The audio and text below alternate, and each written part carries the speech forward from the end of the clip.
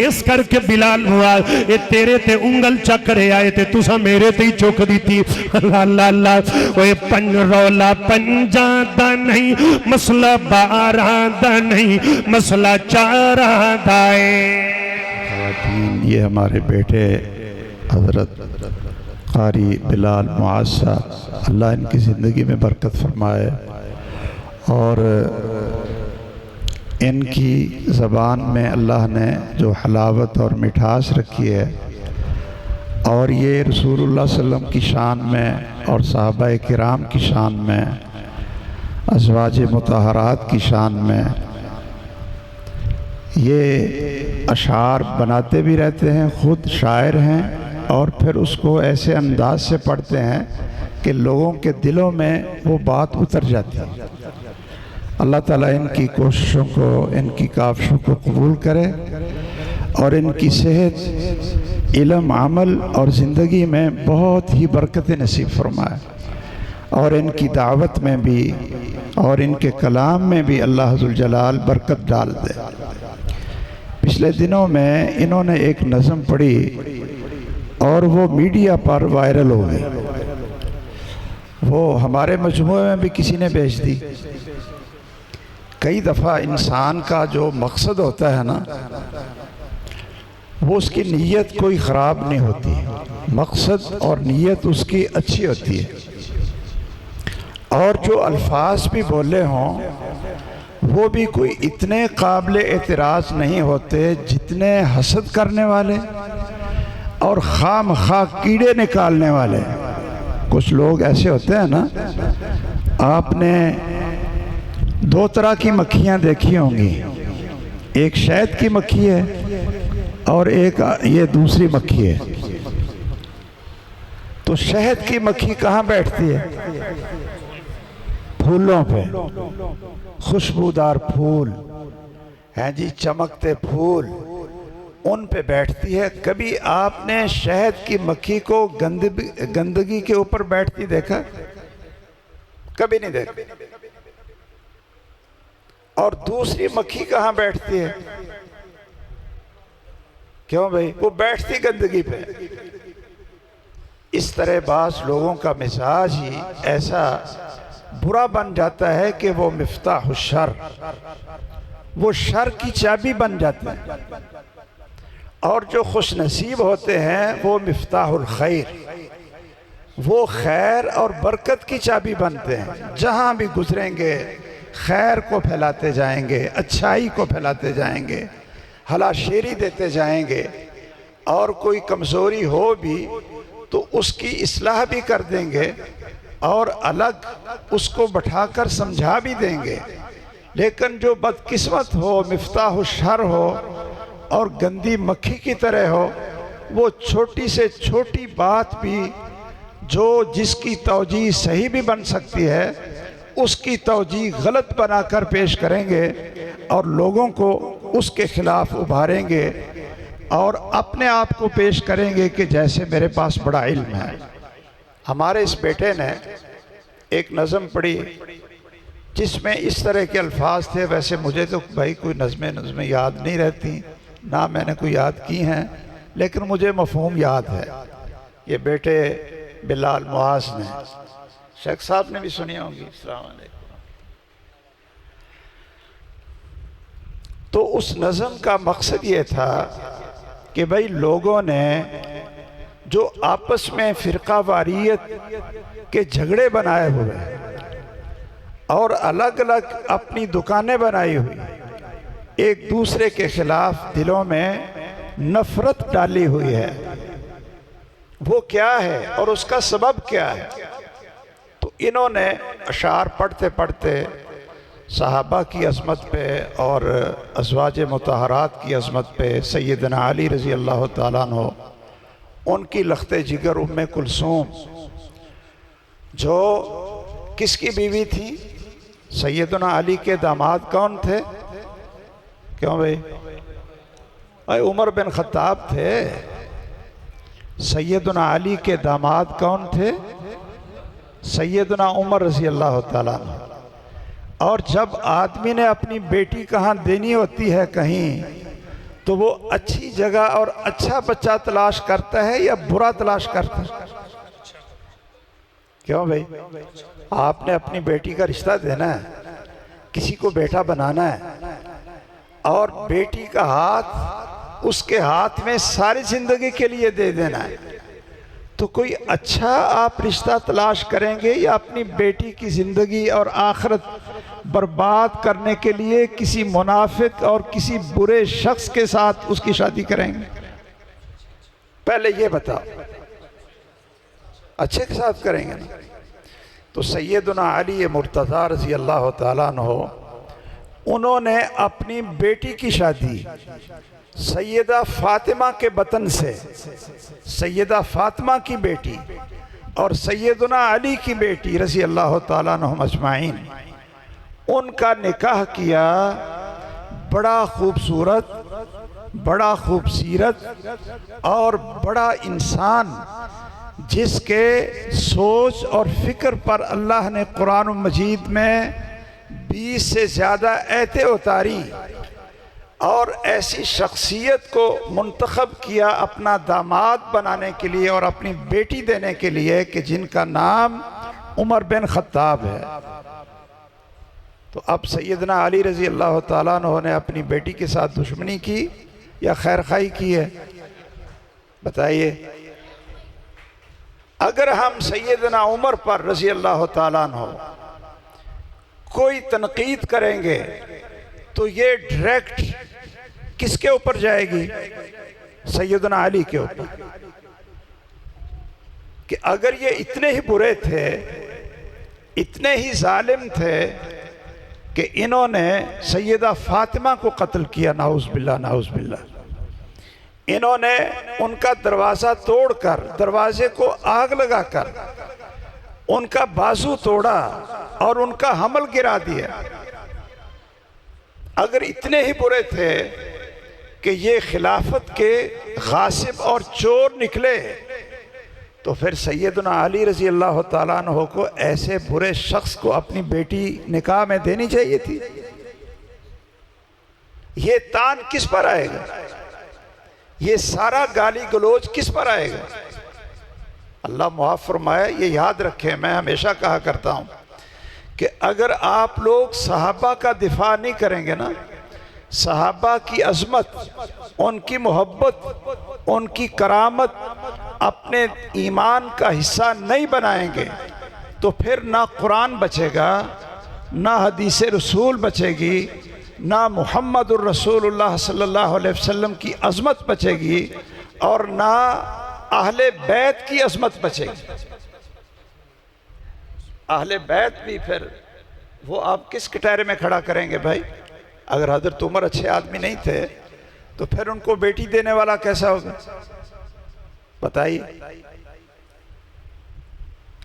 अगर सैयदा आयशा और सैयदा हफ्सा, सैयदा उम्मे हबीबा, ये अगर पक्की सच्ची ताहिरा मुताहरा मुसलमान नहीं थी, तो फिर जिस शख्स ने सारी ज़िंदगी इनको बीवियां बनाकर उनके बिस्तर में रही, वो शख्स कैसा होगा?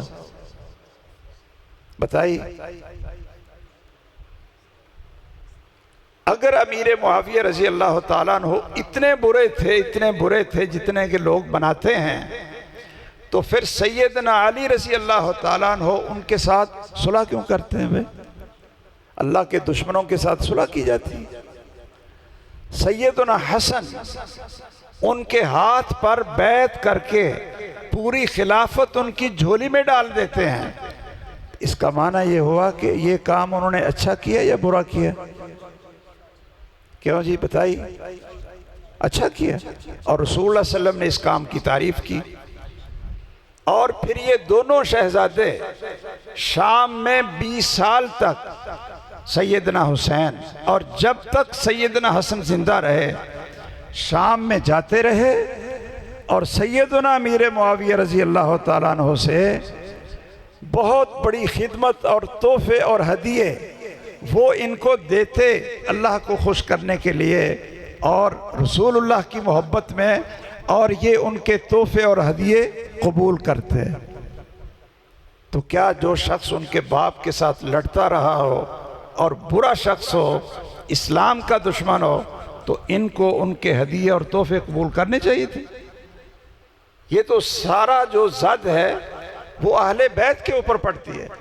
तो हमारे बेटे ने इस सिलसिले में बड़ी अच्छी एक नज़म पढ़ी। इन्होंने कहा कि रौला पंजादा नहीं, यानी जिसको ये कहते हैं ना पंचतन पाक, उदा कोई रौला नहीं, उसको उनको हम अल्हम्दुलिल्लाह अल्हम्दुलिल्लाह।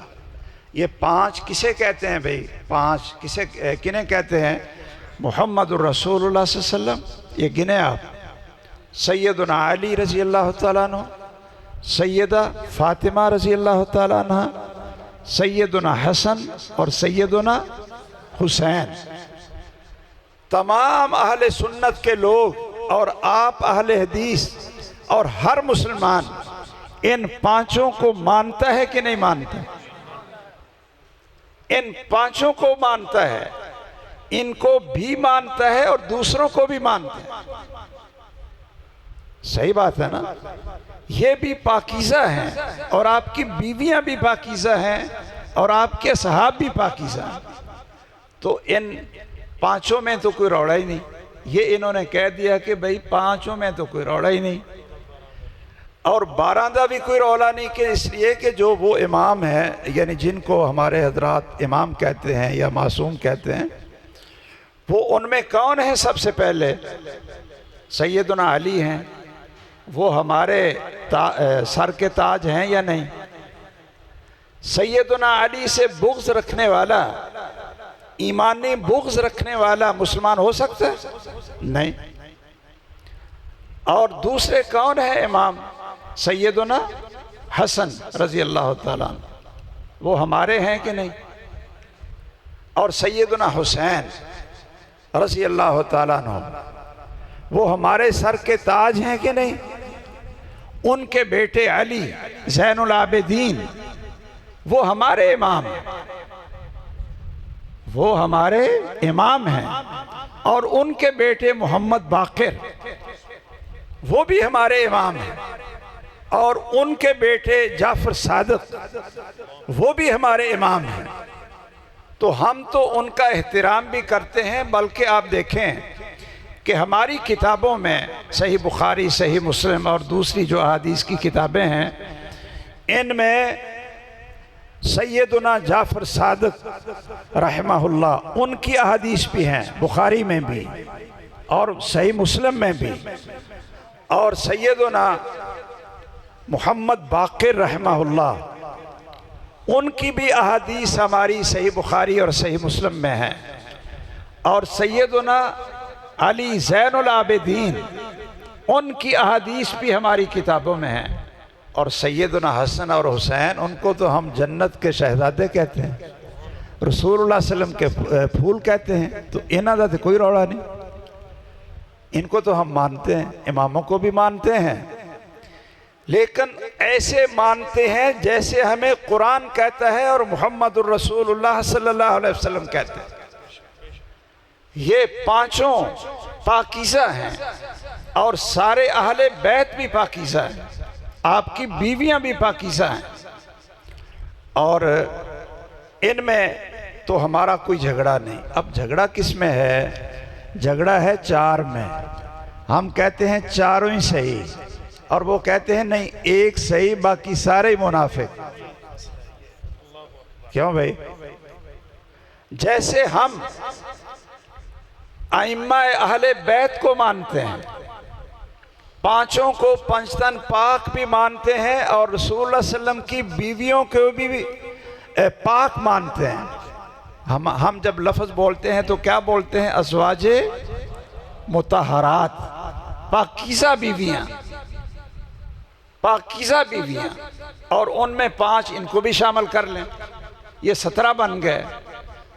तो वो कहते हैं नहीं 5, हम कहते हैं कि भाई दूसरों को भी जो अल्लाह ने उनको पाकीज़ा करार दिया, आप उनको भी शामिल कर लो। लेकिन 5 में तो कोई झगड़ा नहीं ना हमारा, कि हम ये कहें कि नहीं जी नहीं, ये 5 भी पाकीज़ा नहीं। नाउज़ बिल्ला, नाउज़ बिल्ला। 5 के पाक होने में झगड़ा नहीं। और जो 12 जो बड़े बड़े आइम्मा हैं वो सहाबा हैं, और हमारी किताबों में उनकी हदीस हैं सैयदा फातिमा की। अच्छा, मैं आपको अजीब बात सुनाऊं शेख साहब कि जो इन हजरात की सिहा अरबा है ना, सिहा अरबा यानी जिनको वो कहते हैं कि ये हमारी बुखारी मुस्लिम है, ये हमारी बुखारी मुस्लिम है, उनमें सैयदा फातिमा की कोई रिवायत ही नहीं। और हमारी बुखारी मुस्लिम में सैयदा फातिमा की भी रिवायत है, उनमें सैयदना हसन रज़ी अल्लाह ताला अन्हु की कोई रिवायत ही नहीं। और हमारा जो हम माशाअल्लाह वितर पढ़ते हैं, क्यों भाई वितर पढ़ते हैं ना आप, तो कुनूत वितर कोई सुनाएगा, कोई पढ़ेगा कुनूत वितर क्या है भाई? कुनूत वितर में आप क्या पढ़ते हैं? अल्लाहुम्मा हदिनी फीमन हदैत। ये पता किसने ये बयान किया? ये किसी सहाबी ने इस दुआ को और इसको रिवायत नहीं किया, किसी सहाबी ने सिवाय एक के, और वो कौन है? सैयदना हसन रज़ी अल्लाह ताला अन्हु। हम उनकी बयान करदा हदीस और उनकी बयान करदा सुन्नत के मुताबिक जितने अहले हदीस हैं वो अपने वितर उसके मुताबिक पढ़ते हैं। सैयदना हसन रज़ी अल्लाह ताला अन्हु की तो झगड़ा पंजा दा ते है कौन नहीं, और ना झगड़ा दूसरे इमाम दा है, वो साढ़े इमाम ने, हमारी किताबों में उनकी अहादीस हैं और हम उनकी बयान करदा सही अहादीस के मुताबिक अपनी नमाजें बनाते हैं। इमाम बुखारी ने उनको जिक्र किया है। तो झगड़ा तो अगर आकर पड़ता है तो फिर वो चारों में पड़ता है। हम कहते हैं चारों को मानो, वो कहते हैं नहीं एक को मानेंगे, 3 को नहीं मानेंगे। ये इन्होंने कोई बात की और आगे फिर रसूल सल्लम के सहाबा और अज़वाज मुतहरात, सैयदना अली की बेटी और ये बातें भी जिक्र की, लेकिन ना वो किसी के हाथ में ये बात आ गई कि पंजा दा कोई झगड़ा नहीं। वो कोई लोग इसी को लेकर बैठ गए, लो जी ये ध्यान देने कि पंजतन पाक ही ने, बाकी पाक ही कौन नहीं, अपने कोलों ही गल ला ली, अपने पास से बना ली। और इस हमारे बेटे पर बड़े क्लिप और ये शियों का महती हैं, ये फ़लाँ हैं, ये फ़लाँ हैं, पता नहीं राफ़सी हैं, ये हैं। कोई आदमी को अल्लाह से भी कुछ शर्म करनी चाहिए और लोगों से भी शर्म करनी चाहिए कि आगे पीछे वाले भी अशार पढ़ लें, वो भी सुन लें। क्या राफ़सी ये कहते हैं कि जो मोहम्मद रसूलुल्लाह सल्लल्लाहु अलैहि वसल्लम के साथ दोनों सोए हुए हैं वो इस उम्मत की सबसे मुक़द्दस हस्तियां, उनको मानते हैं राफ़सी? तो जब उसी नात में सहाबा की तारीफ़ हो रही है, अज़वाज मुतहरात की तारीफ़ हो रही है, और सिर्फ एक बात को लेकर वो भी एक समझाने का अंदाज था कि भाइयों हमारे साथ लड़ते क्यों हो, हम तो इन पांचों को भी मानते हैं, पांचों को भी मानते हैं। और जो दूसरे अइम्मा आप उनको मासूम कहते हो, हम उनको अपने इमाम कहते हैं, मुहद्दिसीन कहते हैं, उनकी अहादीस लेते हैं, इनमें तो कोई इख्तिलाफ नहीं। इख्तिलाफ है तो चारों में है, आप एक मानते हैं, हम चारों मानते हैं। तो अगर इसी चीज़ पर ही सारे इकट्ठे हो जाएं तो इख्तिलाफ ख़त्म हो जाए। क्या ये फ़िक्र कोई राफ़सियों की है, कोई सहाबा के दुश्मनों की है? तो मैं समझता हूँ कि जिन लोगों को आप पता नहीं मिफ्ताह शर कहें या जो गंदगी पे बैठने वाली मक्खियाँ हैं वो कहें कि किसी की बात को दरमियान से लेकर इधर उधर से अलग करके और उसका अपने दिमाग के मुताबिक मफहूम बनाकर किसी पर कीचड़ उछालना, ये किसी आम मुसलमान का काम नहीं हो सकता। जय कि किसी आलिम दीन और किसी मुनाजिर का ये काम हो। तो अल्लाह ज़ुल जलाल हमें हिदायत दे और अपने दिलों को साफ़ करने की तौफीक दे, और अल्लाह ताला इस बेटे की ज़िंदगी में बरकत फरमाए और इनको और ज़्यादा हक़ बयान करने की तौफीक दे। ये हमारे भाई हैं, सही अक़ीदे वाले हैं, अहले सुन्नत अहले हदीस के मनहज और उनके अक़ीदे पर हैं। अल्लाह इनको इस पर इस्तिक़ामत भी दे और आगे और ज़्यादा ये एहतियात करें कि किसी बदबख्त को कोई मौका ही ना मिले कि वो किसी बात को लेकर लोगों में नफ़रत फैलाने की कोशिश करे। आमीन व आखिर दावाना अनिल हम्दुलिल्लाहि रब्बिल आलमीन।